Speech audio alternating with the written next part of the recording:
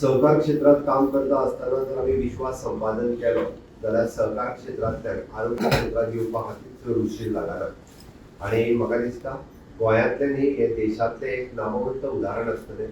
आमी सुदोदीत म्हणटा सहकार्यातून सहकार हो फुडें वचत आसा. आणि त्याच धर्तीचेर दीनदयाळ पतसंस्था 1996 जाल्ली सुरू जाल्ली संस्था ही लोकांनी तिचेर विश्वास दवरलो. तांच्यांनी विश्वासान लोकां बरोबर काम केलें आणि जेन्ना विश्वासात काम करता तेन्नाच एखादी सरकार संस्था फुडें वचपाक शकता. म्हणून आज दीनदयाळ तकल्या पतसंस्थेंतल्यान म्हणजे सहकारांतल्या आपल्या कामांतल्यान हे आज आरोग्य क्षेत्रांतले काम करपाक लागले. त्या इंटिग्रेटेड हेल्थ केअर मॉडल ह्या हॉस्पिटलांतल्यान म्हाका दिसता फुडल्या एक 5 ते 6 म्हयन्याच्या भितर हे बेगिनात बेगीन सुरू जावपाक जाय.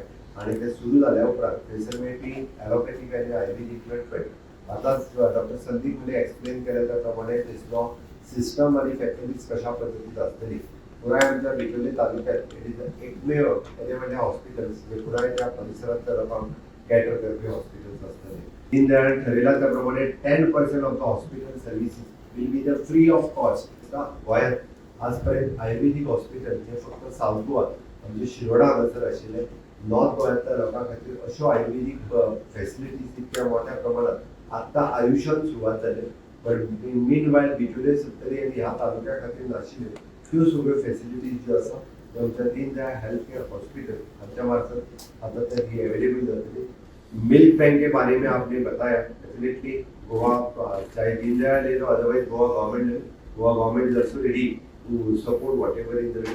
लेकिन द मिल्क बैंक गोवा में स्टार्ट होनी चाहिए. Definitely in future is also so whatever the additional milk bank we can start in the state of Goa so that it will help for the future in the future for the patients.